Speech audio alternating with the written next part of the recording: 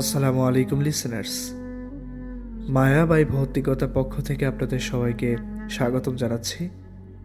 আশা করছি আপনারা সকলেই ভালো আছেন, সুস্থ আছেন।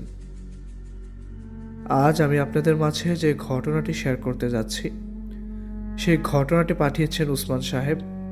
উসমান সাহেব এই ঘটনার সাথে তিনি নিজে জড়িত, অর্থাৎ ওনার নিজের পরিবারের সাথেই সেই ঘটনাটি ঘটেছিল। 2012 সালের কথা। তিনি তখন ঢাকায় নতুন একটি ফ্ল্যাটে উঠেছেন। যে ফ্ল্যাটে তিনি উঠেছেন সেই ফ্ল্যাটটা 5 তলা ভবনের একদম নিচতলার একটা, অর্থাৎ ওই বিল্ডিংয়ের 5 তলা ভবন, তো বিল্ডিংয়ের প্রতিটা তালায় 2টা করে ইউনিট ছিল তখন, এবং ওই ইউনিটের মধ্যে একটা ইউনিট উসমান সাহেব ভাড়া নিয়েছিলেন। তো তিনি গ্রামে থাকতেন, ওনার গ্রামের বাড়ি ছিল কিশোরগঞ্জ জেলায়। তো সেখান থেকে যখন তিনি ওনার এক আত্মীয়ের মাধ্যমে তিনি একটা ভালো চাকরির ব্যবস্থা করতে পারেন, তো সেই অনুযায়ী তিনি সেখানে চলে যান। তো অনেক খোঁজাখুঁজির পর পরবর্তীতে তিনি সেই বাসাটা তিনি পান। তো বাসার যে মালিক, সেই মালিকের সাথে তিনি কথা বলে তিনি সেখানে অ্যাডভান্স কিছু টাকা দিয়ে, ওই বাড়ির মালিকের শর্ত ছিল যে এই ফ্ল্যাটে উঠতে হলে আপনাকে অ্যাডভান্স টাকা দিতে হবে, কারণ এই ফ্ল্যাটটা অনেক দিন ধরে, মাস ধরেই নাকি ফ্ল্যাটটা বন্ধ হয়ে আছে, কেউ ভাড়া নেয় না। আগে যারা ছিল ভাড়া নিয়েছিল তারা কোনো এক কারণে সেখান থেকে চলে গিয়েছে, কিন্তু পরবর্তীতে আর কোনো ভাড়াটিয়া তাদের সেই ফ্ল্যাটটা ভাড়া নিত না। তো ফ্ল্যাটের আশেপাশের বর্ণনা যদি আপনাদেরকে একটু দেই, উসমান সাহেব যেটা বলেছিলেন সেটা হচ্ছে, সে ফ্ল্যাটের পেছনের দিকে, অর্থাৎ সেই বিল্ডিংয়ের পেছনের দিকে বিরাট বড় একটা বট গাছ ছিল। অর্থাৎ ওই বিল্ডিংয়ের শেষে, বিল্ডিংয়ের যে সীমানাটা ছিল ওইখানে তো বাউন্ডারি করা ছিল, ওই বাউন্ডারির পেছনের অংশটুকু একদম পরিত্যক্তভাবে ছিল, খোলা জায়গা। সেখানেই বেশ বহু পুরনো বছরের বট গাছ ছিল। তো সেই বট গাছটা কিন্তু একদম বরাবর তাদের ফ্ল্যাট বরাবর ছিল। ফ্ল্যাটের এক পাশের রুমের জানালা খুললে সেই বট গাছটা খুবই স্পষ্টভাবে দেখা যেত। তো এইটা ছিল, আর এমনিতে সব কিছু স্বাভাবিক ছিল। তো ফ্ল্যাটটা বেশ অনেকদিন যাবৎ বন্ধ থাকার কারণে উসমান সাহেব যখন প্রথম তিনি সেই মালিকের সাথে ওই ফ্ল্যাটের রুমগুলো ভিজিট করতে আসেন, তখন তিনি দেখেন একদম ভিতরে অবস্থা খারাপ। আসবাবপত্র আগে যারা ছিল তাদের বেশ কিছু আসবাবপত্র এখনো সেখানে রয়ে গিয়েছে। উসমান সাহেব সেই বাসার মালিককে তিনি জিজ্ঞাসা করেছিলেন যে ওনারা কি ওনাদের ফার্নিচারগুলো নিয়ে যায়নি সব? তো তারা বলছে যে না, তারা নাকি হঠাৎ করে গায়েব হয়ে গেছে, তারা পরবর্তীতে মালিকের সাথে আর যোগাযোগ করে নেই। তো মালিকও কি করবে, সেই মালামালগুলো ওই ফ্ল্যাটেই রেখে দেয়। তো বেশ কয়েকদিন ধরে তিনি নিজে এসে, মালিক বলেন যে আপনাকে এই ফ্ল্যাট আপনাকে নিজে পরিষ্কার করতে হবে, আর যে মালামালগুলো ভেতরে ছিল সেগুলো তিনি দেখিয়ে দেন, অন্য পাশে এক স্টোর রুমে রেখে দিতে হবে। উসমান সাহেব বেশ কয়েকজন লোক এনে তিনি সম্পূর্ণ ফ্ল্যাটটা তিনি পরিষ্কার করে পুরনো যে আসবাবপত্রগুলো ছিল সেগুলো তিনি মালিকের দেখানো সেই স্টোর রুমে রেখে দেন। মাসের শুরুর দিকে তিনি ওনার ফুল ফ্যামিলি সহ সে ফ্ল্যাটে উঠে যান। উসমান সাহেবের ফুল ফ্যামিলি বলতে উসমান সাহেবের ওয়াইফ এবং তার একটা ছোট ছেলে। ছেলেটার বয়স তখন ছিল 6.5 বছর। তো এমন একটা অবস্থায় তারা ওখানে উসমান সাহেবের স্বাভাবিকভাবেই ওনার লাইফ কাটছিল। একদিন হঠাৎ করে উসমান সাহেবের ওয়াইফ, উসমান সাহেব অফিস থেকে বাসায় আসার পর উসমান সাহেবের ওয়াইফ যেটা বললেন যে আমি সন্ধ্যার পর আমি জানালাটা খুলেছিলাম, যে জানালাটাতে বরাবর তাকালে বট গাছটা দেখা যায়, এত বেশি দূরে হবে না, হয়তো জানালা থেকে 6-7 হাত সামনে ছিল বট গাছটা। তো তার ওয়াইফ বলছিল যে আমি জানালাটা যখন খুললাম তখন দেখলাম যে মনে হচ্ছিল বট গাছের গোড়ায় কেউ দাঁড়িয়ে আছে, মানে ওনার কেন জানি এটা মনে হলো। তো এই জিনিসটা দেখে তিনি ভাবলেন হয়তো কোনো খারাপ ছেলে পেলে কিনা বা টুকাই কিনা এখানে কিছু নিতে আসছে। তো তিনি ভয় পেয়ে, তিনি অন্য কিছু আর ভাবেননি, তিনি ভাবলেন যে কোনো মানুষই হবে, হয়তো খারাপ লোক, তিনি তো তাড়াতাড়ি জানালাটা বন্ধ করে দেন। তো এই কথা তিনি বলেন। তো উসমান সাহেব তখন তিনি নিজে জানালাটা খুলে দেখেন যে না, কিছু না, একদম স্বাভাবিক বটগাছটা দেখা যাচ্ছে। তো পরবর্তীতে এটাই ছিল একদম প্রথম ঘটনা, শুরু হয়েছিল ওখান থেকেই। ওই দিন রাতের বেলা উসমান সাহেব, ওই দিন রাতের বেলা তিনি ঘুমিয়ে যান, ওনার ওয়াইফও ঘুমিয়ে যায়। রাত তখন প্রায় 3:25। তখন একটা শব্দে উসমান সাহেব এবং উসমান সাহেবের ওয়াইফের দুজনেরই ঘুম ভেঙে যায়। তারা দুজনে ঘুম থেকে উঠে তখন তারা দেখে, ঘড়িতে দেখে যে সময় 3:25। তো ঘুম থেকে উঠে একটা শব্দের কারণে, শব্দটা ছিল এরকম, তাদের যে জানালাটা ছিল ওই যে বটগাছের ওই রুমের একদম পাশে, যে জানালাটার পাশে বটগাছটা ছিল, ওই জানালাটা ছিল টিনের। এখনও বিভিন্ন বিল্ডিংয়ে টিনের জানালা লাগানো হয়, একটু মোটা স্টেনলেস স্টিলের শিট দিয়ে বানানো সেই জানালা। তো ওই জানালায় কেউ একজন যদি টোকা দিলে একটা যেরকম শব্দ হয় না, যে কেউ নক করতেছে দরজা বা জানালা খোলার জন্য, যেরকমভাবে নক করে যেরকম শব্দ হয়, ঠিক ওই রকমভাবে উসমান সাহেব এবং উসমান সাহেবের ওয়াইফ দুজনেই শুনতে পেয়েছিল সেই শব্দটা। সাথে সাথে উসমান সাহেব উঠে রুমের লাইট জ্বালান। তিনি রুমের লাইট জ্বালানোর পর ওনার মনে হলো যে শব্দটা কিছুটা থেমেছে, একটু থেমেছে। সেই শব্দটা কিন্তু প্রতিনিয়ত বারবার নক করতেছিল সেই জানালায়। উসমান সাহেব একটু সাহস নিয়ে তিনি জানালার কাছে যান এবং জিজ্ঞেস করেন কে। কোনো উত্তর আসে না। উসমান সাহেব তিনি জানালায় নিজ হাতে টোকা দিলেন 2টা। সাথে সাথে অপর পাশ থেকে 3টা টোকার শব্দ ভেসে এলো। এর শব্দ তিনি শুনলেন। উসমান সাহেব একটু নড়ে চড়ে বসেন। কে আপনি? কে? বাইরে কে? জানালায় কে টোকা দিচ্ছেন? তিনি বারবার জিজ্ঞাসা করছেন, কিন্তু কোনো উত্তর আসছে না। উসমান সাহেব তিনি আবারও টোকা দেন। তো উসমান সাহেব যতটা টোকা দেন এর থেকে 1-2টা বেশি টোকার শব্দ পুনরায় ফেরত আসে। তো তিনি আর ভয়ে তিনি খুলেন নাই। ওনার কেন জানি মনে হচ্ছিল যে না, এটা তো স্বাভাবিক কিছু না, হয়তো কোনো ডাকাতও হইতে পারে বা ছিনতাইকারী হইতে পারে, জানালা খুললেই হয়তো আমাকে ছুরিকাঘাত করতে পারে বা কোনো কিছু দিয়ে আঘাত করতে পারে। তো তিনি এটা ভেবে তিনি পাত্তা দেন নাই। তিনি সোজাসুজি রুমে চলে আসছেন, ওনার ওয়াইফকে বলে দিলেন তুমি চুপচাপ ঘুমিয়ে পড়ো, এদিকে আর মনোযোগ দেওয়ার দরকার নাই। উসমান সাহেব সাথে সাথে রুমের লাইট অফ করে তিনি শুয়ে যান। তো তিনি ঘুমানোর আগ পর্যন্ত তিনি বেশ কয়েকবার থেমে থেমে সেই জানালায় টোকাদের শব্দ তিনি শুনতে পেয়েছিলেন।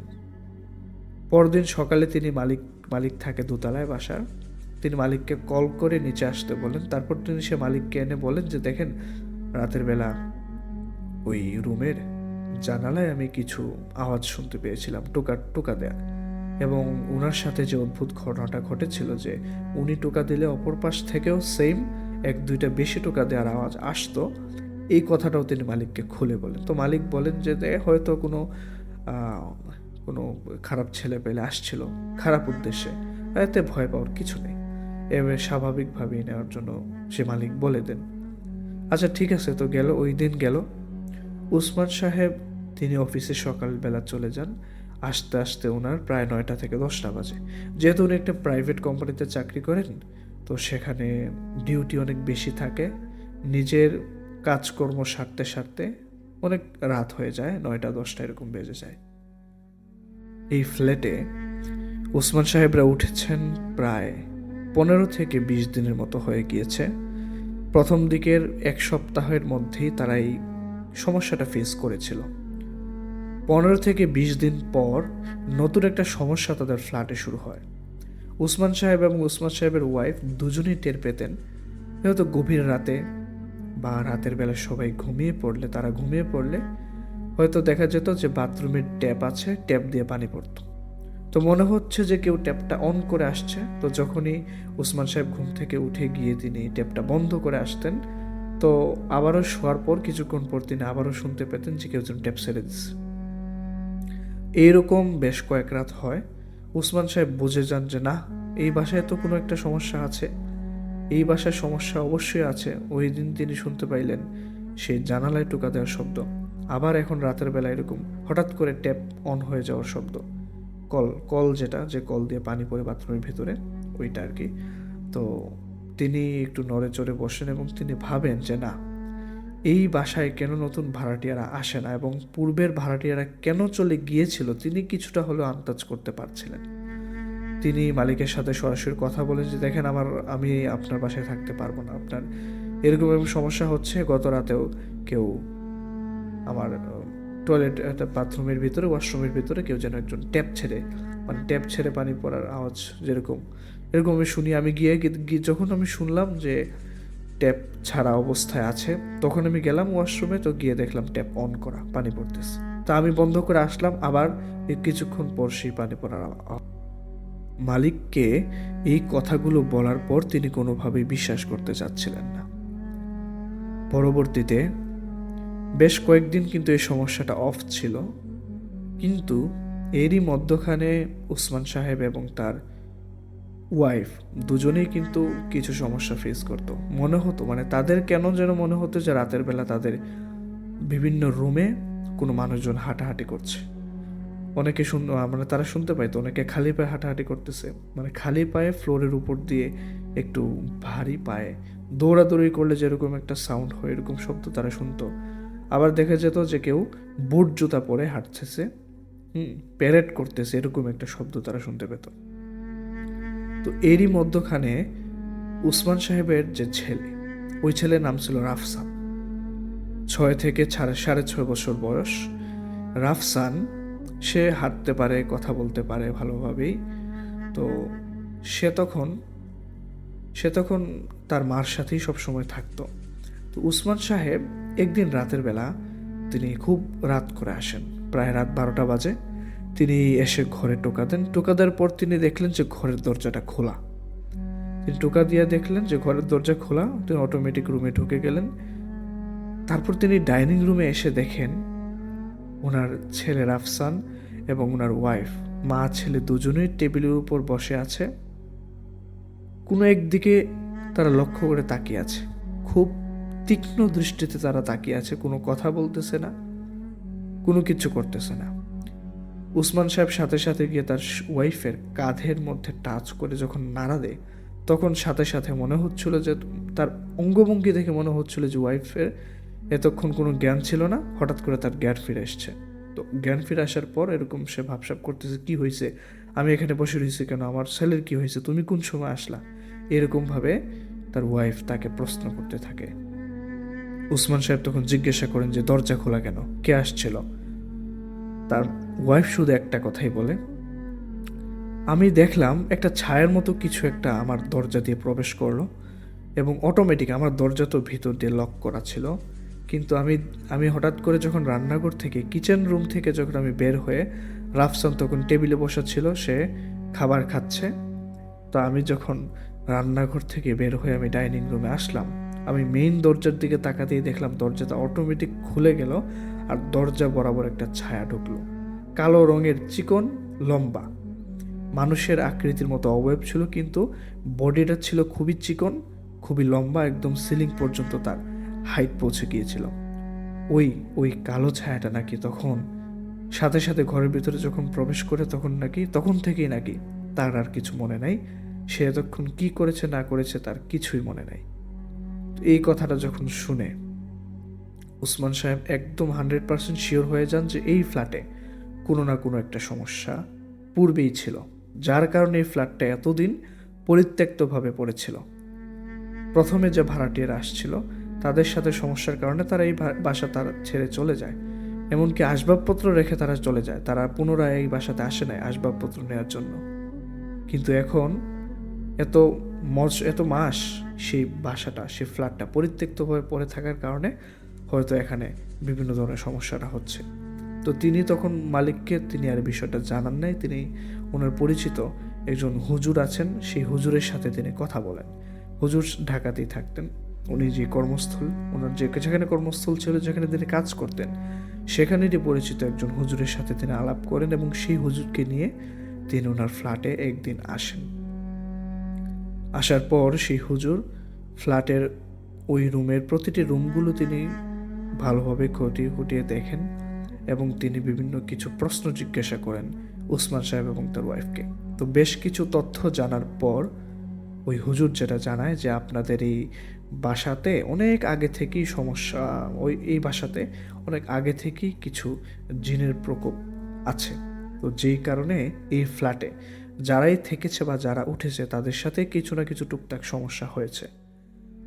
এখন এরকম মাসের প্রায় মাঝামাঝি সময় বা প্রায় শেষের দিকে, এখন তো আর হুট করে নতুন বাসা খোঁজা উসমান সাহেবের পক্ষে সম্ভব না। কখন বাসা খুঁজবে, নতুন বাসা উঠবে? তো তিনি হুজুরকে বলেন যে হুজুর দেখেন না কোনো কিছু করা যায় কিনা। তো হুজুর বলেন আমি আপাতত আপনার এই ফ্ল্যাটটা, আমি রুমটা বন্ধ করে দিচ্ছি, আর আশা করি রুমের ভিতরে কোনো সমস্যা হবে না।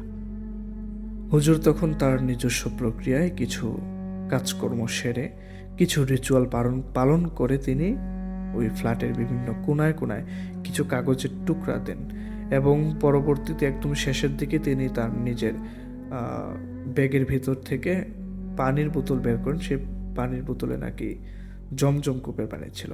তো সেই পড়া পানি ছিল জমজম কূপের, সেই পানি তিনি ছিটাতে থাকেন পুরো রুমের সবগুলো দেয়ালে। ছিটিয়ে তিনি বলে দেন যে কাজ আপাতত শেষ, আশা করি আপনাদের ফ্ল্যাটের ভিতরে আর কোনো ধরনের সমস্যা হবে না। ঠিকই 1 সপ্তাহ যাবৎ, অর্থাৎ পুরো মাস চলে যায়, নতুন মাস শুরু হয়, কিন্তু ওসমান সাহেবদের ওই ফ্ল্যাটের ভিতরে হুজুর রিচুয়াল করে দেওয়ার পর থেকে আর কোনো সমস্যা হয়নি। কিন্তু ফ্ল্যাটের ভিতরে অন্য কোনো সমস্যার পরিবর্তে তার নিজের ছেলে রাফসানের সাথে টুকটাক বিভিন্ন ধরনের সমস্যা করতে লাগলো। অর্থাৎ হুট করে রাফসানকে খুঁজে পাওয়া যেত না। এমন একদিন রাফসানের মা, অর্থাৎ উসমান সাহেবের ওয়াইফ, রাফসানকে নিয়ে ছাদে যায়। ছাদে যখন যায় তখন ছিল ভর দুপুরবেলা। তখন একদম রোদে টাটকা রোদ ছাদের মধ্যে। তিনি কাপড় চোপড় ধুয়ে রাফসানকে সাথে নিয়ে ছাদে যান কাপড় ছড়াতে। রাফসান নিজের মনে কথা বলছিল, খেলছিল ছাদের মধ্যে। অন্যদিকে রাফসানের মা, সে কাপড় ছড়াচ্ছিল তারের মধ্যে। তো হঠাৎ করে যখন কাপড় ছড়াতে ছড়াতে তার খেয়াল গেল তার ছেলের দিকে। রাফসানের মা যেটা দেখতে পেল যে রাফসান কারোর সাথে কথা বলছে, কিন্তু তার সামনে কেউ নাই। কয়েক মুহূর্তের জন্য রাফসানের মা থমকে দাঁড়ান এবং তিনি চিন্তা করেন যে আমার ছেলের এরকম অঙ্গভঙ্গি বা এরকম অদৃশ্য কারোর সাথে কথা বলা বা নিজের মনে মনে কথা বলা, এরকম তো আমি কোনোদিন দেখি নাই। তো হঠাৎ করে সে এরকম করতেছে কেন? তো একটু কাছে যান তিনি, রাফসানের কাছে গিয়ে তিনি রাফসানকে নাড়া দেন। এই কি হয়েছে, কার সাথে কথা বলতেছিস? কয় না, কারোর সাথে না, তো ওখানে কে একজন ছিল, চলে গেছে। রাফসান বলতেছিল যে ওখানে কে একজন ছিল, আমার সাথে কথা বলতেছে, সে চলে গেছে, তোমারে দেখে চলে গেছে, এই কথা বলতেছে রাফসান তার মাকে। তার মা একটু বলেন যে ধুর কি বলতেছে ছেলে, তিনি এতটার পাত্তা দেন না। এইভাবে বেশ কয়েকদিন যখন ছাদে তিনি আসেন তখন দেখতেন প্রায় সময়ই রাফসান নিজের মনে মনে কথা বলতো, কোনো একদিকে তাকিয়ে সে কথা বলতো। তিনি দূর থেকে এই জিনিসটা টের পেতেন। একদিন বিকালবেলার কথা, রাফসানের মা তিনি ঘুমিয়ে পড়েছিলেন বিকেলবেলায়। দুপুরে খাবার দাবার শেষ করে তিনি ঘুমিয়ে পড়েন। ঘুম যখন ভাঙে তখন প্রায় সন্ধ্যার আগ মুহূর্ত, অর্থাৎ আসরের সালাতও তিনি মিস করেছেন। আসরের ওয়াক্ত শেষ হয়ে প্রায় মাগরিবের ওয়াক্ত এসে পড়েছে। এমন একটা সময় তিনি ঘুম থেকে উঠে রাফসানকে ডাক দিতেছেন, কিন্তু রাফসানের কোনো সারা শব্দ তিনি পাচ্ছিলেন না, রাফসান উত্তর দিচ্ছিল না। তো তিনি তখন খোঁজাখুঁজি করে দেখলেন যে মেইন দরজাটা খোলা অবস্থায়, কিন্তু রাফসান ঘরের ভিতর নাই। তিনি তো পাগল হয়ে গেছেন। তিনি এক হাতে মোবাইল নিয়ে তার হাজব্যান্ড উসমান সাহেবকে কল করছিলেন, আর তিনি পাগলের মতো খুঁজতেছিলেন। তিনি একবার নিচে যান, নিচে গিয়ে চারপাশটা খুঁজেন, দেখেন নাই। তখন ফোন কলে থাকা সে ওসমান সাহেব বলেন, তুমি একটু ছাদে যাও তো, ছাদে গিয়ে দেখো তো, সে তো তোমার সাথে অনেকবার ছাদে গিয়েছে। তো তাড়াহুড়া করে রাফসান সাহেবের অর্থাৎ সে রাফসানের মা, ওসমান সাহেবের ওয়াইফ, সে তখন ছাদে যায়। ছাদে গিয়ে দেখে যে তার ছেলে একটা গোল বৃত্তের মাঝখানে বসে আছে। মানে গোল বৃত্তটা ছিল এরকম, সাদা চক পাউডারের এরকম গোল একটা বৃত্ত, সুন্দর করে পাউডার দিয়ে গোল বৃত্ত করা। সেই বৃত্তর মাঝখানে রাফসান আসন ধরে বসে আছে। এবং যেটা দরজা অর্থাৎ সেই ছাদের দরজা বরাবর এসে যেটা তার ওয়াইফ দেখলো যে সে বসে আছে এবং সে নিজের মনে মনে বিড়বিড় করতেছে, কথা বলতেছে। এই জিনিসটা দেখে সে সাথে সাথে তার ছেলেকে ধরতে যায়। তার ছেলেকে যখন সে হাত দিয়ে ধরে, তার ছেলে এত জোরে তাকে একটা ধাক্কা দেয়, তার মাকে অর্থাৎ ওসমান সাহেবের ওয়াইফকে এত জোরে একটা ধাক্কা দেয়, সে ছিটকে গিয়ে 3-4 হাত দূরে গিয়ে পড়ে। রাফসান সাহেব অর্থাৎ রাফসানের মা তো অবাক যে কি, রাফসানের শরীরে এত শক্তি কোথা থেকে আসলো, সে ভয় পেয়ে মানে তিনি সূরা কালাম পড়তে শুরু করেন। তো যখন তিনি সূরা দুরুদ পড়তেছিলেন, তখন মনে হচ্ছিল যে তখন তিনি দেখলেন যে রাফসান নেতিয়ে পড়েছে। মানে মনে হচ্ছিল সে অজ্ঞান হয়ে গেছে, সে শুয়ে আছে মাটিতে। বসা অবস্থা থেকে তাগড়া যুবকের মতো একটা তার শারীরিক গঠন ছিল মানে দেখতে, এবং সে এত জোরে একটা ধাক্কা দিল, সেই শক্তি সমস্ত শেষ হয়ে গিয়ে রাফসান মাটিতে শুয়ে পড়ে। তো তখন তার মা সাথে সাথে তার কুলে করে সাথে সাথে রুমের ভেতরে নিয়ে আসে, এনে তাকে বিছানায় শুয়ে দেয়। এবং হুজুর একটি ওই জমজম কূপের পরা পানির বোতল দিয়ে গিয়েছিলেন তিনি, সেই বোতল থেকে তিনি কিছু পানি তার শরীরে ছিটিয়ে দেন এবং কিছু পানি তাকে পান করান। তো এই ছিল পরিস্থিতি। রাতের বেলা যখন ওসমান সাহেব তখন তাড়াতাড়ি ছুটি নিয়ে চলে আসেন, সন্ধ্যার পরপরই রাতে। তো তিনি আসার পর দেখেন ছেলের এই অবস্থা। মায়ের মুখ থেকে তিনি শুনেন, রাফসানের মায়ের মুখ থেকে তিনি সব ঘটনা শুনেন। এই ঘটনার প্রায় 1 বছর পরের কথা। 1 বছর পরের কথা। রাফসান অর্থাৎ ওসমান সাহেবের ছেলে রাফসান সে আর বেঁচে নেই, সে পৃথিবীর মায়া ত্যাগ করে চলে গিয়েছে।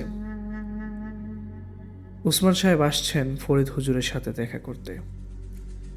ফরিদ হুজুরের সাথে দেখা করার পর ফরিদ হুজুর ওসমান সাহেবের কাছ থেকে এই সব ঘটনাগুলো শুনেন। ওসমান সাহেব তিনি ফরিদ হুজুরকে ওনার এই ঘটনাগুলো সব কিছু তিনি খুলে বলেন, এবং তিনি এটাও বলেন তার ছেলের লাশ পাওয়া গিয়েছে নিচে, এবং যেটা সবাই বুঝতে পারছিল তার ছেলেকে কেউ হয়তো ছাদ থেকে ফেলে দিয়েছে, ছাদ থেকে ফেলে তাকে কেউ হত্যা করেছে। এটা ওসমান সাহেব ফরিদ হুজুরকে বলছিলেন। ফরিদ হুজুর তখন জিজ্ঞাসা করেন ওসমান সাহেবকে যে আপনি আমার কাছে আসার কারণটা কি? আপনার ছেলে মারা গিয়েছে, হয়তো তার হায়াত অতটুকুই ছিল। ওসমান সাহেব বলেন যে দেখেন, আমার ছেলে মারা যাবার পর থেকে আমার আর আমার ওয়াইফের সাথে যে একটা অমানবিক অত্যাচার অশরীররা শুরু করেছে, অদৃশ্যের জগতের কিছু সত্তারা শুরু করেছে, সে অত্যাচারে টিকে থাকতে না পেরে আমি আপনার কাছে আসছি। ফরিদ হুজুর তখন জানতে চান যে কি হয়েছে, আপনার সাথে কি ঘটতেছে। ওসমান সাহেব তখন বলেন যে অনেক কাহিনী, অনেক ঘটনা, সব কিছু আমি আপনাকে এত কম সময়ে বলতে পারবো না।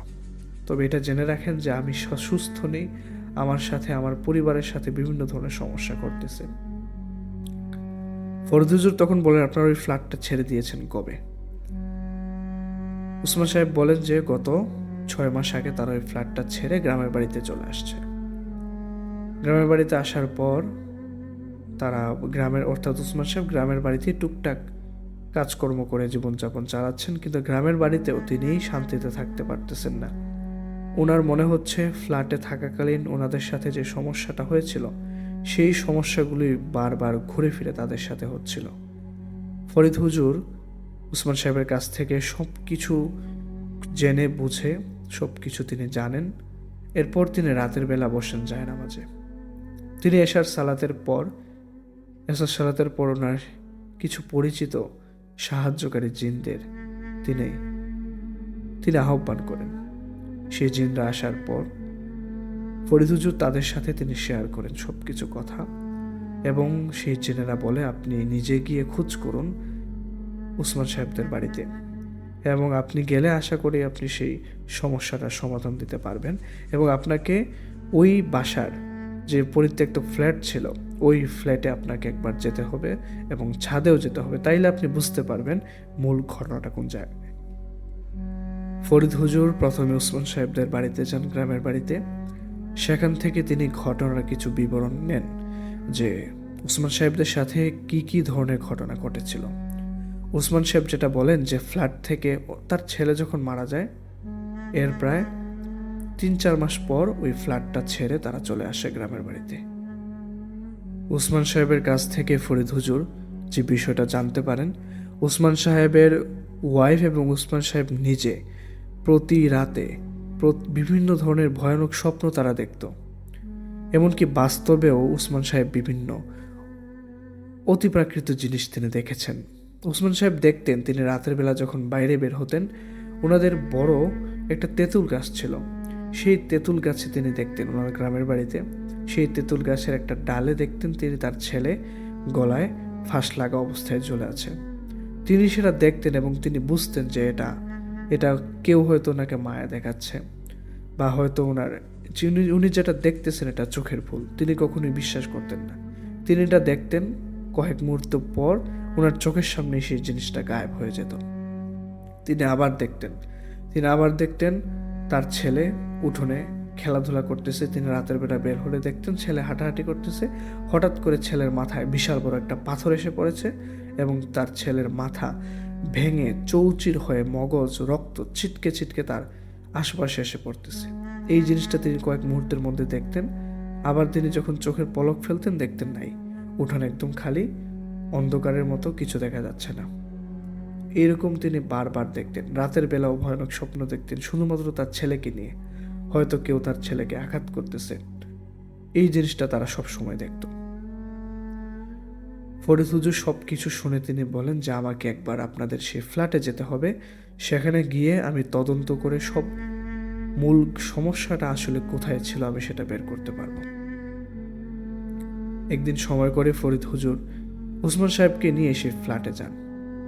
সে ফ্ল্যাটের সব মালামাল উসমান সাহেবরা নিয়ে আসছিলেন, যে কারণে ফ্ল্যাটটা তালা অবস্থায় ছিল, ভেতরেও কোনো কিছু ছিল না। মালিকের কাছ থেকে চাবি নিয়ে তারা দুজনে ফ্ল্যাটের ভেতরে প্রবেশ করে। ফরিদ হুজুর তিনি টের পেয়েছিলেন যখন তিনি ফ্ল্যাটের রুমের ভেতরে প্রবেশ করেন, তখনই ওনার কেন যেন একটু অস্বস্তি লাগছিল, এবং উনি যখনই যেটা এটা ফিল করেন যে ওনার অস্বস্তি লাগতেছে, তখনই উনি বুঝতে পারেন ওনার আশেপাশে কিছু অশরীরী অবশ্যই আছে। তো যখন ওনার অস্বস্তি ফিল হচ্ছিল তখন তিনি নিজে দোয়া দুরুদ পড়ছিলেন, এবং কিছু দোয়া দুরুদ পরে উসমান সাহেবের বুকে ফু দিয়ে দেন এবং নিজের বুকেও তিনি ফু দেন। তিনি বুঝতে পারছিলেন এই বাসার ভিতরে এখন প্রায় শতাধিক অশরীরী রয়েছে। তিনি এটা স্পষ্টভাবে টের পাচ্ছিলেন। ওনার সিক্স সেন্সে উনি সেটা বুঝতে পারছিলেন। ফরিদ হুজুর তিনি উসমান সাহেবকে বলেন যে আপনি একটু বাইরে যান, এখানে আপনার থাকা উচিত হবে না। তো এই কথা যখন বলেন তখন উসমান সাহেব ফরিদ হুজুরকে বলেন যে হুজুর আপনি একা এখানে থাকবেন না, আপনার সমস্যা হতে পারে, আমি আছি আপনার সাথে, কোনো কিছু সমস্যা হলে আমি আপনাকে সেভ করতে পারবো। ফরিদ হুজুর বলেন আমার কাউকে প্রয়োজন নেই, আপনি একটু কষ্ট করে বাইরে যান, আমি আসতেছি। উসমান সাহেব বাইরে গেলেন, ফরিদ হুজুর ভেতরে ঢুকলেন।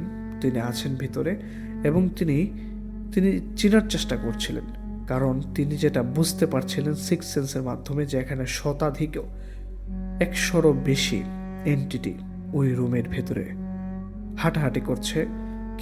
কেউ ঝুলে আছে সিলিংয়ের সাথে, কেউ দেয়ালের সাথে আটকে আছে, কেউ বাদুড়ের মতো ঝুলে আছে পুরো সিলিং জুড়ে। এরকম তিনি টের পাচ্ছিলেন এবং কিছু কিছু তিনি বুঝতে পারছিলেন, দেখতে পারছিলেন। তিনি তখন মনে মনে আয়াতুল কুরসি পাঠ করা শুরু করে দেন এবং ওনার যে তসবি আছে সেই তসবি বের করে তিনি তসবি ছড়া গুনতে থাকেন। তো তিনি যখন তসবি ছড়া গুনতে শুরু করেন, ফরিদ হুজুর যেটা ফিল করতে পারছিলেন, মানে শত শত গরম বাতাসের ধাক্কা ওনার শরীরে লাগতেছে এবং মনে হচ্ছিল শত শত গরম বাতাস এই রুমের ভেতর থেকে একদম প্রচণ্ড গতিবেগে সে ওই জানালা দিয়ে, যে জানালাটা বটগাছের পাশাপাশি ছিল সেটা খোলা অবস্থায় ছিল, ওই ফ্ল্যাটটা পরিত্যক্ত অবস্থায় থাকা সত্ত্বেও ওই রুমের জানালাটা খোলা অবস্থায় ছিল, এটা লাগানো হয় নাই। তো তিনি সেটা টের পান। ওনার মনে হচ্ছিল সে গরম বাতাসগুলো যেন সে জানালা দিয়ে দ্রুত বেগে বের হয়ে যায়। ফরিদ হুজুর তিনি চলে আসেন, সাথে সাথে রুম থেকে বের হয়ে আসেন। উসমান সাহেব বাইরে দাঁড়িয়েছিল। বাসার মালিক নাকি তখন ছিল না, তিনি থাকলেও হয়তো তাদের সাথে থাকতেন। উসমান সাহেব চলে যান সরাসরি ছাদের উপর। উসমান সাহেবের সাথে ফরিদ হুজুর সেখানে যান। ফরিদ হুজুরকে নিয়ে উসমান সাহেব ছাদের উপরে যাওয়ার পর ফরিদ হুজুর তিনি দেখতে পাচ্ছিলেন একটা বাচ্চা ছেলে। তিনি খুব স্পষ্টভাবে দেখেন একটা বাচ্চা ছেলে সেই ছাদের পাশে যে রেলিং ছিল, রেলিংয়ের উপর উঠে দাঁড়িয়ে আছে এবং সে হাসতেছে। তিনি সেটা বুঝতে পারেন এটা কে ছিল। এটা ছিল উসমান সাহেবের ছেলে। তিনি খুব স্পষ্টভাবে এটা দেখেন যে এই বাচ্চা ছেলেটা রেলিংয়ের উপর দাঁড়িয়ে আছে, কিন্তু উসমান সাহেব কিন্তু সেটা দেখতে পাচ্ছিলেন না, শুধু ফরিদ হুজুর সেটা দেখতে পাচ্ছিলেন। এবং কয়েক মুহূর্তের মধ্যে সেই ছেলেটা বিল্ডিং থেকে লাফ দেয়। ফরিদ হুজুর থামানোর চেষ্টা করার মতো একটা ডাক দেন এবং হাত সামনে বাড়ান, কিন্তু না, ততক্ষণে তিনি যে দেখতে পেয়েছিলেন ছেলেটা বিল্ডিংয়ের ছাদের উপর থেকে লাফ দিয়েছে, 5 তলা উপর থেকে লাফ দিয়েছে, তিনি ঠেকাতে পারেননি। তিনি সাথে সাথে উসমান সাহেবকে বললেন, আমার সাথে নিচে আসেন আমার সাথে। উসমান সাহেব আসতে একটু দেরি হয়েছিল, কিন্তু ফরিদ হুজুর দ্রুত বেগে তিনি নেমে সরাসরি বিল্ডিংয়ের ওই অংশটুকুতে পৌঁছান যেই অংশটুকুতে ওই ছেলেটা লাফ দিয়ে নিচে পড়ার কথা।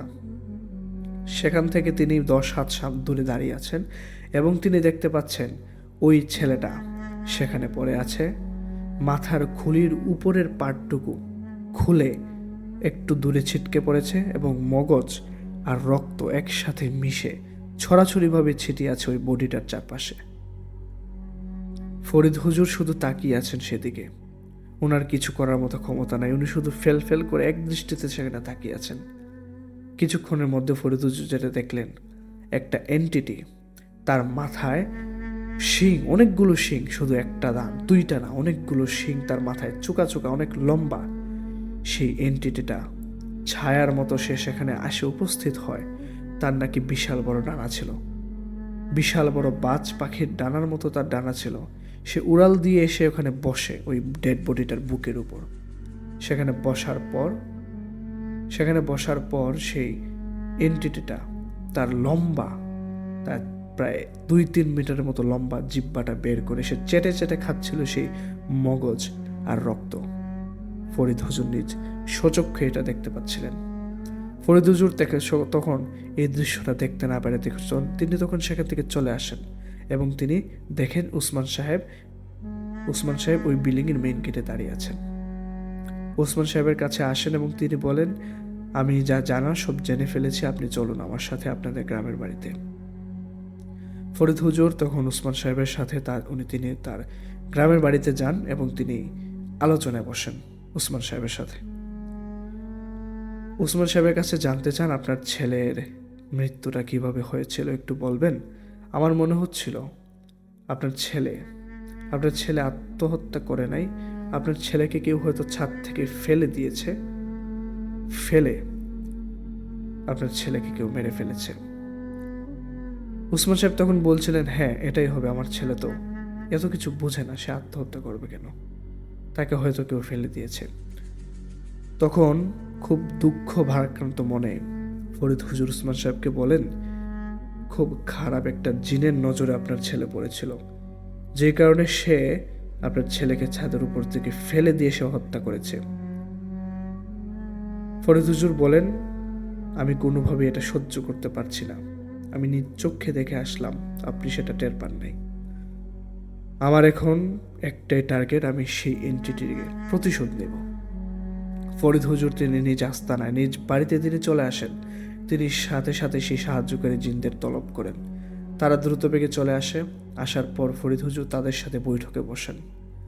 তাদের সাথে বেশ অনেকক্ষণ বৈঠক কথাবার্তা বলার পর ফরিদ হুজুর যেটা জানতে পারেন, ওই এন্টিটিটা ওই বট গাছেই থাকে এবং শুধু সে একা না, ওই বট গাছের মধ্যে তার সহযোগী এন্টিটি আরও অনেক এন্টিটি ওই বট গাছে থাকে এবং যে ফ্ল্যাট বরাবর তাদের বট গাছটা ছিল, যে বট গাছে তারা থাকতো, সেই ফ্ল্যাটে তাদের একটা আধিপত্য আছে এবং এই ফ্ল্যাটে যারা আসতো তাদের কাউকেই সে জীবন্ত ফিরে যেতে দিতে চাইতো না।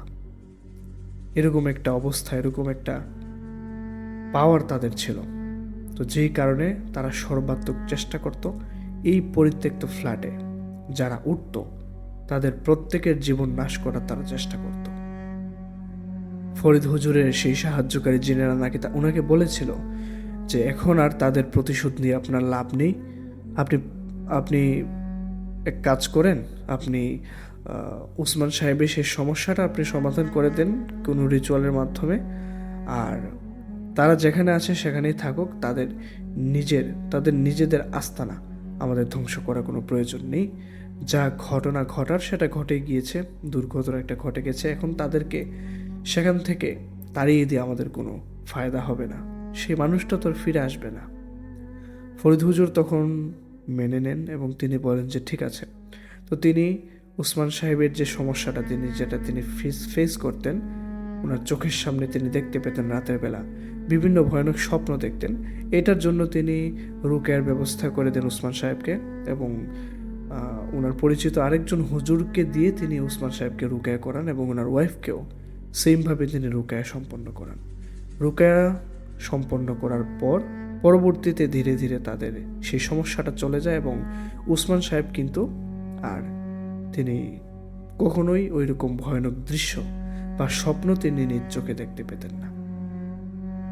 উসমান সাহেবের বাড়ি কিশোরগঞ্জ থাকা সত্ত্বেও উসমান সাহেবের শ্বশুর বাড়ি কিন্তু আমাদের মামার বাড়ির এলাকাতেই ছিল।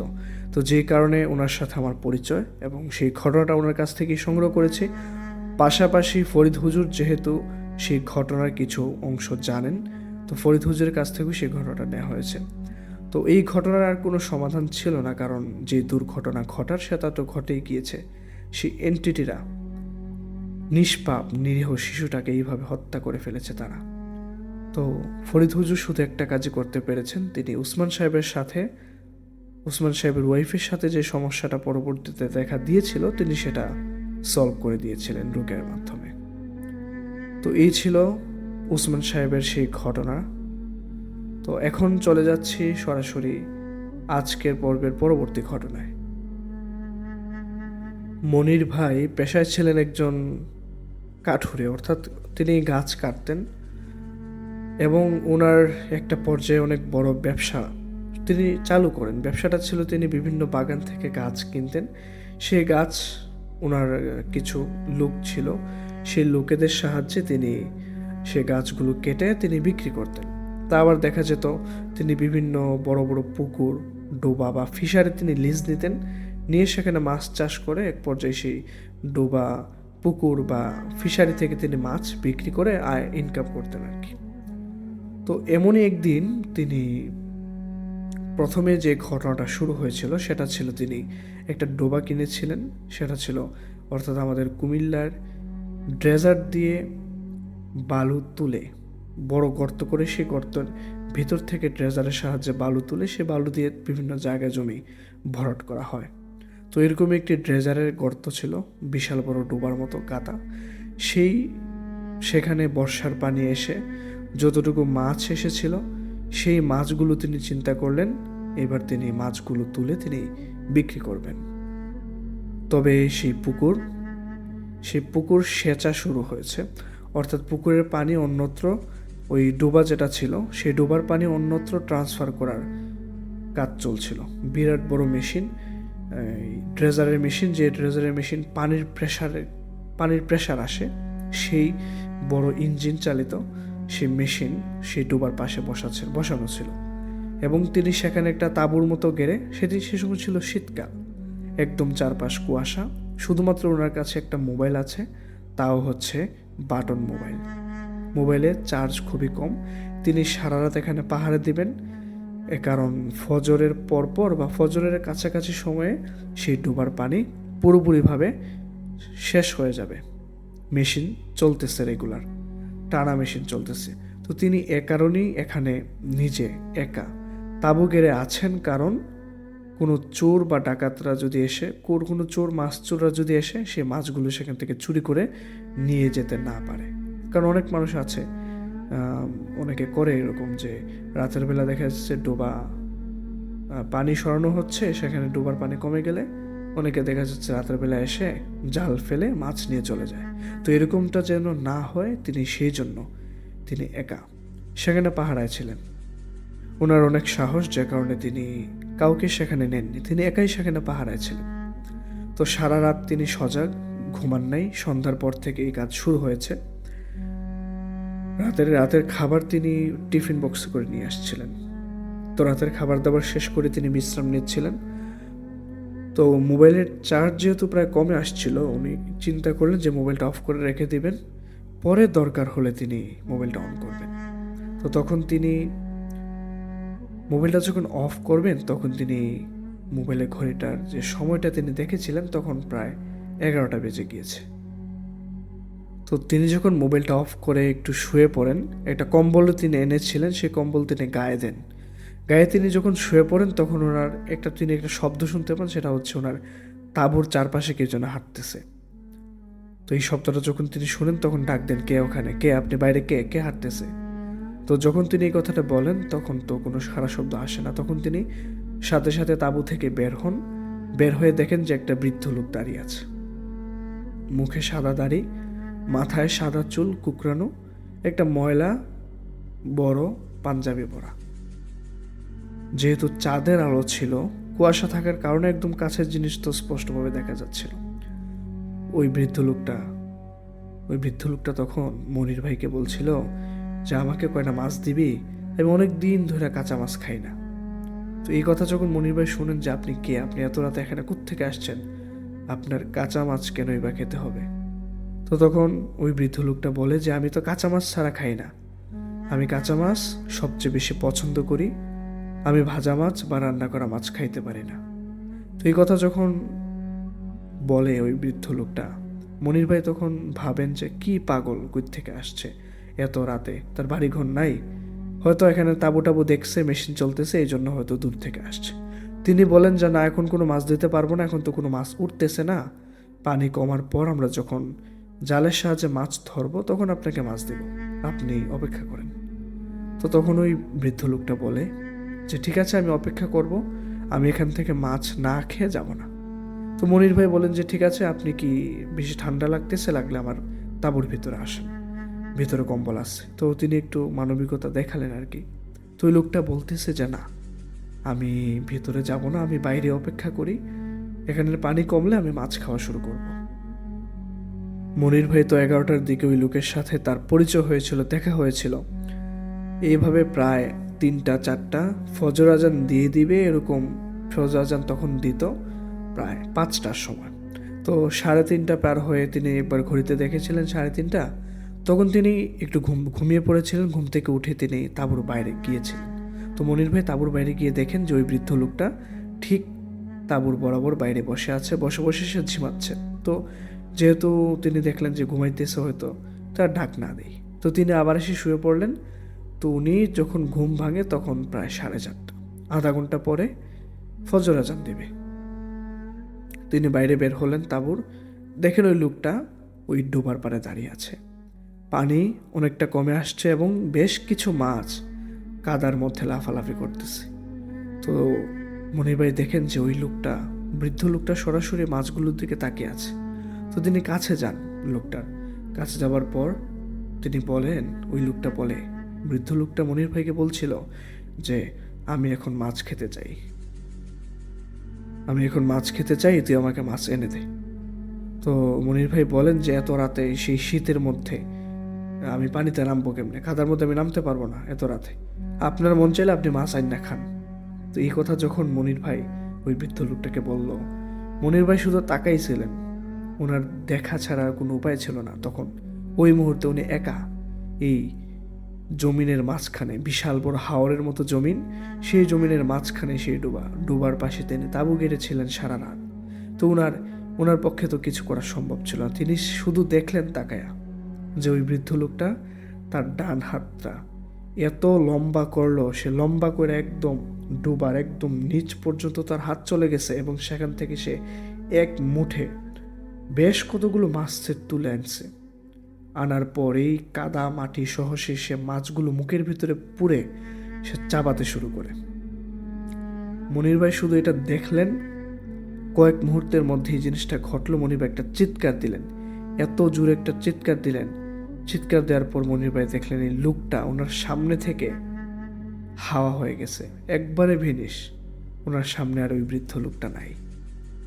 মনির ভাই তখন ওনার মাথার মধ্যে চিন্তা আসলো যে তিনি এত সারা রাত কার সাথে ছিলেন, কার সাথে তিনি কথা বললেন, কে ওনার তাঁবুর পাশে বসেছিল। উনি সেটা একদম স্পষ্টভাবে টের পেয়ে যান। ওনার যে এত সাহস, উনি বিভিন্ন জায়গায় রাতের বেলা একা একা থাকেন, গিয়েছেন, কোনো দিন তিনি এই অভিজ্ঞতা অর্জন করেন নাই। তিনি এই জিনিসটা যখন ওনার মাথায় আসছিল যে কে ছিল ওটা কী ছিল, ওনার চোখের সামনে একটা বৃদ্ধ লোক কীভাবে তার হাত লম্বা করে ডোবার নিচ পর্যন্ত নিয়ে যেতে পারে, তিনি এটা কখনো কল্পনা করতে পারেন নাই যে তিনি এটা দেখবেন। সাথে সাথে তিনি ওইখানে আর দেরি করেন নাই। তিনি মাছেরও চিন্তা করেন নাই, এখান থেকে যে মাছ তুলে আনতে হবে এই চিন্তাও তিনি করেন নাই। তিনি সাথে সাথে দৌড় দিয়ে কাছাকাছি যতটা লোকালয় আছে সেই লোকালয়ে তিনি চলে আসেন। এসে দেখেন যে আস্তে আস্তে ফজর আজান দিয়ে দিয়েছে। আধা ঘন্টা তো ছিল 5টার সময়, 4:45 তখনকার সময় আজান দিত। এই ঘটনাটা কিন্তু বেশি দিন আগের না, 4 মাস আগেরও, 4 মাস আগের ঘটনা আজ থেকে। তো তিনি যখন লোকালয়ে যান, দেখেন যে মানুষজন, বেশ কয়েকটা বৃদ্ধ লোক বের হয়েছে বাড়ি থেকে, ফজরের নামাজে যাবে, তারা মসজিদে যাবে। তো তাড়াতাড়ি গিয়ে তিনি তাদেরকে ধরেন, যে বলেন যে ভাই আমার এরকম এরকম সমস্যা হয়েছে, আমি দেখলাম, আমি ওখানে ছিলাম যেখানে মেশিনের আওয়াজ কিন্তু শুনতে পাইতেছে তারা। তো তিনি বলছিলেন যে ওই যে মেশিনের আওয়াজ যেখানে হচ্ছে আমি সেখানে ছিলাম, তাঁবু গেড়ে আমি দেখলাম একটা বৃদ্ধ লোক, সে 11টার দিকে আসছিল, বলছিল মাছ খাবে, কাঁচা মাছ খাবে। তখন আমি কিন্তু বুঝি নাই, বুঝছি যে এটা পাগল কিসিমের লোক হবে, পাগল টাইপের একটা লোক হবে, সে আসছে মাছ খাওয়ার জন্য, তাকে আমি কিভাবে না করি। তো তখন ওই লোকেরা বলে যে আপনার ভাগ্য ভালো, আপনি বাইচা গেছেন। এত রাতে, এই গভীর এত রাতে আপনি কিভাবে একা থাকলেন, এটা তো স্বাভাবিক না। আপনি তাড়াতাড়ি অজু টজু করে এসে নামাজ পড়েন, নামাজ করে আপনি আল্লাহর কাছে দোয়া করেন, আল্লাহ যেন আপনাকে সেফে রাখে। মনির ভাই তখন সাথে সাথে তাদের কথা শুনলেন। তিনি অজু করে তাদের সাথে মসজিদে গেলেন। ফজরের সালাত আদায় শেষে তিনি মোবাইলটা বের করে অন করলেন। অন করে তিনি ওনার সাথের কয়েকজনকে কল করলেন আসার জন্য। তো সবাই আসছে। আসার পরে তিনি ওনার এই ঘটনাটা কারোর সাথে আর তিনি বলেন নাই। তখন না বলে উনি ওনার মতো মাছগুলো, হয়তো পানি শুকিয়ে গেছিল, ওই ডুবার বিশাল বড় ডুবা ছিল, ড্রেজারে কাটা, সেই ডুবার পানি শেষ হবার পর সবাইকে নিয়ে তিনি মাছ ধরেন, এবং খুব ভালো পরিমাণে বড় বড় 5 ড্রাম মাছ তিনি পান, এবং সেই মাছগুলো তিনি চড়া দামে তিনি পাইকারি হাটে বিক্রি করে দেন। মনির ভাই যেটা বলছিলেন যে ওই দিনের পরে সমস্যাটা শেষ হয়ে গেলে ভালো ছিল, কিন্তু না, সমস্যার শুরুটা হয়েছিল ওখান থেকেই। অর্থাৎ উনি রাতের বেলা ঘুমালে ওনার মনে হতো যে ওনার পাশে কেউ একজন দাঁড়িয়ে আছে। তো উনি যখন চোখ খুলতেন দেখতেন ওই বৃদ্ধ লোক, হঠাৎ করে দেখতেন ওই বৃদ্ধ লোক আবার গায়ে। তিনি যখন একা হাঁটতেন মনে হতো ওনার পাশাপাশি কেউ হাঁটতেছে, ওনার সাথে তাল মিলিয়ে ওনার বাম পাশে অথবা ডান পাশে কেউ হাঁটতেছে।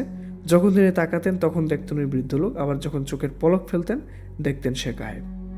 এইভাবে বিভিন্ন সময়ে সে ওই বৃদ্ধ লোককে দেখত। তো একটা পর্যায়ে মনির ভাইয়ের মেজাজ এতটাই খিটখিটে হয়ে যায়, এতটা খারাপ হয়ে যায়, মনির ভাইয়ের শরীর আস্তে আস্তে দুর্বল হতে থাকে, এতটা তাগড়া জোয়ান, সে গাছ কাটতে পারে, বড় বড় গাছের গুড়ি 2-3 জন মিলে একাই কাবার দিয়ে দিতে পারে, নিয়ে যেতে পারে এক জায়গা থেকে অন্য জায়গায়, এরকম একটা শক্তিশালী তাগড়া যুবক। এইভাবে হঠাৎ করে যে তার শারীরিক কন্ডিশন এতটা খারাপ হয়ে যাবে মনির ভাইয়ের ফ্যামিলির সদস্যরা বুঝতে পারে নাই।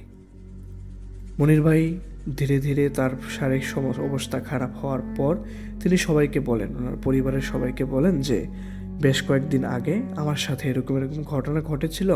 তো এরপর থেকে আমি ঘুমের মধ্যে একা রাস্তা দিয়ে হাঁটলে, কোথাও গেলে আমি এরকম দেখতে পাই।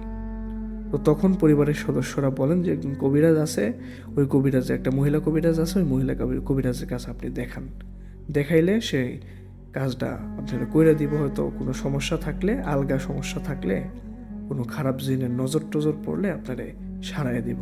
পরিবারের সবাই তাকে এই বুদ্ধিটা দেয়। মনির ভাইকে নিয়ে মনির ভাইয়ের বাবা একজন বৃদ্ধ মানুষ, তিনি কষ্ট করে নিজের ছেলের জন্য নিজের ছেলেকে নিয়ে ওই কবিরাজের বাড়িতে যান। মহিলা কবিরাজ ছিল, তো মহিলারা কবিরাজের বাড়িতে যাওয়ার পর সে কবিরাজের বাড়িতে স্বাভাবিকভাবেই তো রোগীদের ভিড় থাকবেই। তো ঠিক তেমনিভাবে ওই মহিলা কবিরাজের বাড়িতে ভিড় ছিল রোগীর। তো বেশ অনেকক্ষণ অপেক্ষা করার পর যখন তাদের সিরিয়াল আসে তখন তারা ভিতরে যায় এবং মহিলা কবিরাজকে মনির ভাই সব কিছু খুলে বলেন, প্রথম দিন কি হয়েছিল ওই বৃদ্ধ লোকের ব্যাপারে সব কিছু বলার পর সে মহিলা কবিরাজ বলেন যে হ্যাঁ, বুঝতে পারছি আপনার খারাপ নজর লাগছে, আপনি রাত্রেবেলা এখানে সেখানে যান, একা একা থাকেন, এটা তো আপনার জন্য মানে হুমকি স্বরূপ।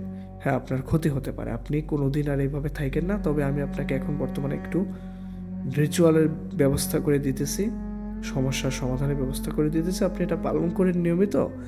আশা করি আপনার যেটা দেখেন, আপনি যেটা ফেস করেন সেটা আর থাকবে না। কবিরাজ বেশ কিছু তাবিজ এবং পানি পড়া তেল পড়া এগুলো কাগজ টাগজ দিয়ে দেন এবং নিয়মকানুন বলে দেন যে এগুলো এইভাবে ব্যবহার করতে হবে। তো ওই দিন বাড়িতে আসার পর সন্ধ্যাবেলায় তিনি বের হয়েছিলেন, যেহেতু অবশ্য কবিরাজের কিন্তু মানা ছিল সন্ধ্যাবেলা বের হওয়া যাবে না, কিন্তু তিনি বলেন যে এতদিন বেশ অনেকদিন যাবত অসুস্থ, যে কারণে তিনি বাইরে বের হতে পারতেছেন না। তিনি ভাবলেন যে বাসা থেকে গিয়ে একটু বাইরে বের হয়ে আমি বাজার থেকে চা খেয়ে আসি, বন্ধু বান্ধবদের সাথে একটু আড্ডা দিয়ে আসি, ভালো লাগবে। তো এই কথা বলে তিনি ঘর থেকে বের হন। তো ওনার বাড়ি থেকে বাজার যাবার পথে মাটির রাস্তা, সেই মাটির রাস্তার পাশে কিন্তু 3 রাস্তার মোড়ে একটা মাজার ছিল। হ্যাঁ, কোন বাবার জানি মাজার সেটা ঠিক উনি বলেন নাই যে এটা একটা কোন বাবার, দয়াল বাবার মাজার ছিল। টিনের ঘর ছিল, সাইড পাকা করা, উপরে বেশ কিছু বড় বড় নিশান লাগানো ছিল যেগুলো বাতাসে দুলছিল। তো তিনি যখন ওই 3 রাস্তার মোড়ের সেই মাজারটা তিনি পার হবেন, তো তিনি হঠাৎ করে মাজারের দিকে ওনার চোখ যায় এবং তিনি আবারও দেখতে পান ওই বৃদ্ধ লোকটা মাজারে বসে জিকির করতেছে, মাজারে বসে সে মাথা দুলাচ্ছে আর কি যেন পড়তেছে, বারবার জোরে জোরে সে পাঠ করতেছে কি যেন ওই মাজারে বসে। মনির ভাই ভয় পেয়ে যান, তিনি তো আর কোনোভাবেই সহ্য করতে পারছিলেন। তিনি এক দৌড় দেন উল্টা পথে, তিনি যে বাজারের দিকে যাবেন এই শক্তিটুকু তিনি পান নাই। তিনি সাথে সাথে পিছনের দিকে দৌড় দেওয়ার পর সাথে সাথে মনির ভাই একটা গাছের গোড়ার সাথে তিনি উষ্টা খেয়ে পড়ে যান। গাছের গোড়ার সাথে উষ্টা খেয়ে পড়ে যাবার পর মনির ভাই তিনি দেখেন ওই বৃদ্ধ লোকটা তার পিছনে দাঁড়িয়ে আছে এবং সেই বৃদ্ধ লোকটা তখন তার দিকে তীক্ষ্ণ দৃষ্টিতে চোখ লাল টকটক করে তাকিয়ে আছে এবং সে বলছে, তুই আমার ক্ষতি করার জন্য কবিরাজের কাছে গেছিলি, তুই আমার কিচ্ছু করতে পারবি না, তো ওই কবিরাজ আমার কিচ্ছু করতে পারবো না। জাস্ট এই দুই লাইন বলছে ওই বৃদ্ধ লোক এবং সাথে সাথে সে উপরের দিকে দ্রুতবেগে সে উঠে গিয়ে সে আকাশের মধ্যে মিলে যায়। এইটা মনির ভাই দেখে, তো তিনি তো আর কি করবেন, ওনার তো আর তখন এই মুহূর্তে কিছু করার সামর্থ্য ছিল না। তিনি উঠে আবারও দৌড় দিয়ে তিনি বাড়িতে আসেন, এসে তিনি হাঁপাতে থাকেন। হাঁপানি রুগীদের যেরকম শ্বাসকষ্ট বেড়ে যায়, ঠিক সেরকমভাবে মনির ভাইয়েরও তখন শ্বাসকষ্ট বেড়ে গিয়েছিল এবং তিনি অনেক জোরে জোরে শ্বাস নিচ্ছিলেন। তো ঘরে আসার পর মনির ভাইয়ের এরকম অবস্থা দেখে ওনার বাবা বুঝে যান যে অবশ্যই সে ভয় পেয়েছে, হয়তো রাস্তায় সে কিছু দেখেছে। তো তিনি মনির ভাইকে বলেন, মনির ভাই বলেন যে আমি দেখলাম ওই বৃদ্ধ লোকটা মাজারে জিকির করতেছে, সে আয়সা আমারে বলছে এরকম কথা, এখন আমি কি করতে পারি? ওই মনির ভাইয়ের বাবা তখন চিল্লাচিল্লি করছিলেন যে আমি তোরে বারবার না করছি, সন্ধ্যার পর বাইর হইস না, তুই কথা না শুন না বাইর হইলি, এখন দেখ তোর সমস্যাটা আস্তে আস্তে সমাধানের দিকে যাইতেছিল, এখন তুই সব কিছু নষ্ট করে দিছিস। ওই কবিরাজ তো তোরে বইলেই দিছে যাতে তুই সন্ধ্যার পর কখনো না বের হস, কিন্তু তুই কারো কথা না শুনে তুই নিজে বের হয়ে গেলি।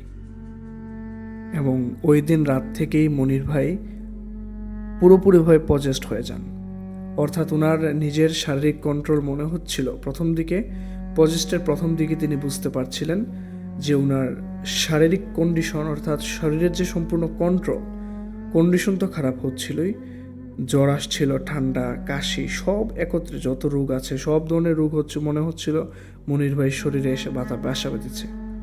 এবং ওনার যেটা মনে হচ্ছিল, ওনার নিজের শরীরের কন্ট্রোল তিনি রাখতে পারতেছেন না। অর্থাৎ ওনার মনে হচ্ছে, ওনার ইচ্ছা করতেছে শুয়ে যাবেন কিন্তু তিনি শুতে পারতেছেন না, ওনার ইচ্ছা করতেছে তিনি উঠে বসবেন কিন্তু বসতে পারতেছেন না, উনি মনে মনে চাচ্ছেন উনি হাঁটবেন কিন্তু তিনি বিছানা থেকে নামতে পারতেছেন না। এটা তিনি প্রথম বেশ কয়েকদিন ফিল করেন পজেস্ট হওয়ার আগ মুহূর্তে, যে তিনি মনে হচ্ছে ওনার নিজের শরীরের কন্ট্রোল তিনি হারাচ্ছেন, এবং এক পর্যায়ে তিনি পুরোপুরিভাবে পজেস্ট হয়ে যান। এবং বাকি যে পজেস্ট হওয়ার পরে যে ঘটনাটা ঘটেছিল সেটা মনির ভাইয়ের বাবা যেটা বলেছিলেন, যে মনির ভাই হঠাৎ করেই সে পাগলের মতো আচরণ শুরু করছিল, অর্থাৎ সে নিজের শরীরে নিজে আঘাত করতে থাকে। তো এক পর্যায়ে এরকম বারবার অনেকক্ষণ যাবৎ চলতে থাকার কারণে তারা ফ্যামিলির বাকি সদস্যরা বুঝতে পারে যে সে যদি অনেকক্ষণ যাবৎ নিজের শরীরে এভাবে আঘাত করতে থাকে তাহলে তো তার শারীরিক ক্ষতি হবে, তার শরীরের মাংসপেশি থেতলে যাবে। তো যেই কারণে সবাই মিলে ধরাধরি করে তাকে তার রুমে খাটের সাথে বেঁধে দেয়, অর্থাৎ তার দুই হাত দুই পাশে, তার দুই পা একসাথে বেঁধে বসিয়ে দেয়, আর দুই হাত দুই পাশে খাটের সাথে বেঁধে রাখে। তবুও সে অনেক বারবার জোরে চেষ্টা করতেছিল, সেখান থেকে ছুটে আসার চেষ্টা করতেছিল, এবং যাকে দেখতো তাকেই সে থুতু মারত। এই একটা সমস্যা ছিল মনির ভাই, যাকে দেখতো তাকেই থুতু মারত, এবং সে অদ্ভুত খাবার খাইতে চাইতো। সে বারবার বলতো আমার কাঁচা মাছ চাই, কাঁচা মাছ লাগবো, আমার কাঁচা মাছ আইন না দে, বারবার মনির ভাই এটা বলতে থাকতো। তো হঠাৎ করে এই সমস্যাটা হওয়ার পরে যখন সবাই মিলে যখন মনির ভাইকে বেঁধে ফেলে, তখন মনির ভাইয়ের বাবা তিনি আবার ওই মহিলা কবিরাজের কাছে যান এবং বলেন যে দেখেন এখন এরকম সে পাগলের মতো আচরণ করতেছে, নিজের শরীরে নিজে আঘাত করতেছে, কাঁচা মাছ মাংস খাইতে চাইতেছে, এখন কি করতে পারি?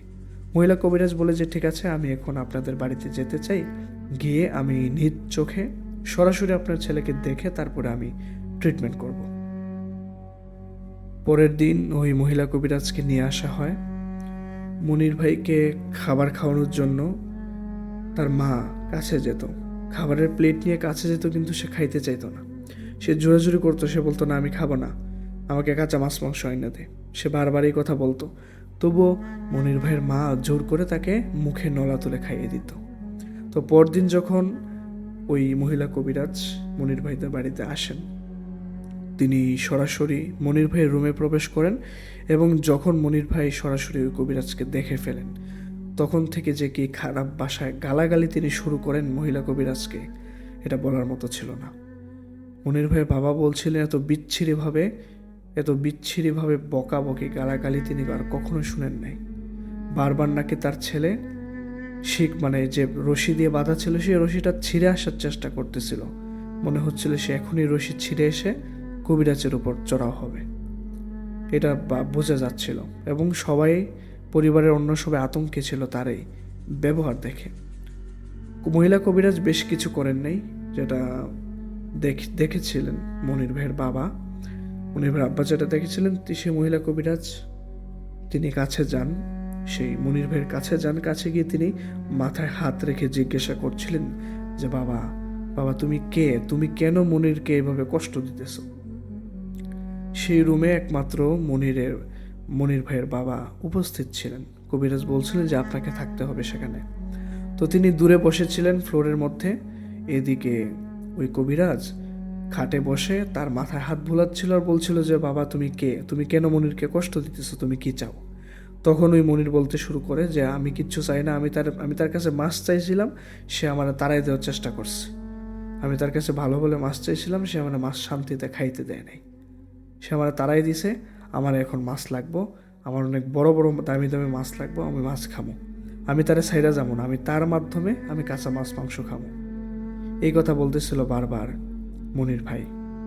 তখন কবিরাজ বলেন যে ঠিক আছে, আমি আপনারে বড় দামি মাছ আইনা দেবো বেশ কয়েকটা, আপনি ওটা ছাইরা চলে যান, আপনি ওর কোনো ক্ষতি করেন না, আপনি তো জানেনই মানুষ জাতি জিন জাতিরে দেখলে ভয় পায়, তো আপনারা দেখছে ভয় পাইবো না, ভয় পাই চিল্লান দিব না, এটা তো স্বাভাবিক, তখন ওই মনির ভাইয়ের কণ্ঠে এই যে এন্টিটিটা মনির ভাইয়ের উপরে চড়াও হয়েছিল, মনির ভাইকে পজেস্ট অবস্থায় ছিল যে এন্টিটিটা, সেই এন্টিটিটা বলতেছিল, সেই বৃদ্ধ এন্টিটি যে বৃদ্ধ রূপ নিয়ে এসেছিল মাছ খাইতে, সে বলতেছিল, সে তখন তো মনির ভাইয়ের ভেতরে অবস্থান করতেছে, সে বলতেছিল আমার অনেক দামি দামি মাছ এনে দিতে হবে, আমি মাছ খামু, তারপর আমি চিন্তা করে দেখবো আমি কেউ সাইরা যাবো কি যাবো না।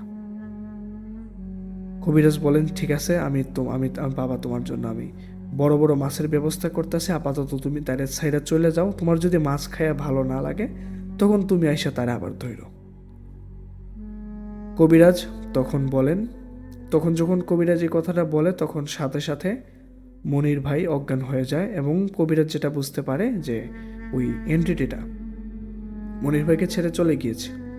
তখন মনির ভাইয়ের হাত পায়ের বাঁধন খুলে দেওয়া হয়, মনির ভাইকে অন্য রুমে ট্রান্সফার করা হয়, যেখানে কবিরাজ আগে থেকেই বলে দিয়েছিল ওই রুম পাক পবিত্র রাখতে হবে এবং কোরআন শরীফ রাখতে হবে ওই রুমের ভেতরে। যেখানে মনির ভাইকে শোয়ানো হবে ওনার মাথার ঠিক পাশে যেন কোরআন শরীফটা থাকে, এটা তিনি বলে দিয়েছিলেন। তো সেখানে নেওয়ার পর আস্তে আস্তে মনির ভাইয়ের জ্ঞান ফিরে এবং ওনাকে সুস্থ করে তোলা হয় আস্তে আস্তে। এদিকে ওই মহিলা কবিরাজ তখন মনির ভাইয়ের বাবাকে তিনি যেটা বলেছিলেন, তিনি দুই তিন বা 4 রকমের মাছের নাম বলেছিলেন ওই মহিলা কবিরাজ, এবং ওটা সাইজে অনেক বড় হতে হবে, যেমনটা 5 কেজির উপরে সাইজ হতে হবে, এরকম সাইজের 4-5 রকমের মাছ আনতে হবে, এনে মহিলা কবিরাজকে দিতে হবে। মহিলা কবিরাজ তিনি ওনার ঠিক প্রসেস অনুযায়ী সেই এন্টিটিটাকে তিনি দিয়ে দেবেন। তো তখন মনির ভাইয়ের বাবা ওনার বাকি ভাইরা যারা আছে তাদেরকে সহায়তায় তিনি তাদের বাড়ির গ্রাম থেকে বেশ কয়েকটা দূরে বড় বাজার আছে, সে বাজারের আড়তে তিনি রাতের বেলা চলে যান। রাতের বেলা বলতে ওই আড়তে ভোর রাতেই বিভিন্ন দূর দূরান্ত থেকে বড় বড় মাছ আসতো, তো সেখানে তিনি তাদেরকে নিয়ে চলে যান। সেখানে যাওয়ার পর তিনি সেখান থেকে রুই মাছ কিনেছিলেন, কাতলা মাছ কিনেছিলেন, বোয়াল মাছ কিনেছিলেন, আর 2টার নাম মাছের নাম তিনি বলতে পারেন নাই, ওই 2টা মানে মোট 5 রকমের মাছ কিনে তিনি বাড়িতে চলে আসেন। তো তারপর পরবর্তীতে সেই মাছগুলো তিনি পৌঁছে দেন সেই মহিলা কবিরাজের বাড়িতে।